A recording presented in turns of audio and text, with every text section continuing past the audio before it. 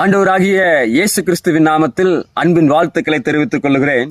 இயேசு கிறிஸ்து மலையிலிருந்து இறங்கி வருகிற பொழுது ஒரு குஷ்டரோகி ஒருவர் வந்து ஆண்டவரை பணிந்து, ஆண்டவரே உமக்கு சித்தமானால் என்னை சுத்தமாக்க உம்மாலே கூடும் என்று சொல்லுகிறார். குஷ்டரோகியுடைய சூழ்நிலையை பார்த்து அத்தனை ஜனங்களும் தெரித்து ஓடுகிறார்கள். ஆனால் ஆண்டவராகிய இயேசு கிறிஸ்து அவன் மேல மனதுருகி அவனை தொட்டு, எனக்கு சித்தம் உண்டு, நீ சுத்தமாக என்று சொன்னார். கேட்டுக்கொண்டிருக்கிற அன்பான தேவனுடைய பிள்ளைகளை, இன்றைக்கு நம்முடைய சூழ்நிலைகளை பார்த்து, நமக்கு இருக்கிற பிரச்சனைகளை பார்த்து அநேகர் தெரித்து ஓடலாம். இவனுக்கு நம்ம கூட நின்னோம்னா நமக்கு அந்த பிரச்சனைக்கு சம்பந்தப்பட்டவர்களாய் மாறிவிடுவோம். இவன் கூட நம்ம நின்னா நம்ம தான் அதுக்கு எல்லாத்துக்கும் முழு பொறுப்பு, இல்ல அவனுடைய பிரச்சனை பலவீன நமக்கு வந்து விடும் என்று சொல்லி அநேகர் தெரித்து ஓடலாம். ஆனால் ஆண்டவராகிய இயேசு கிறிஸ்து ஒருபோதும் உங்களுடைய என்னுடைய பிரச்சனையை பார்த்து ஓடுகிறவர் அல்ல.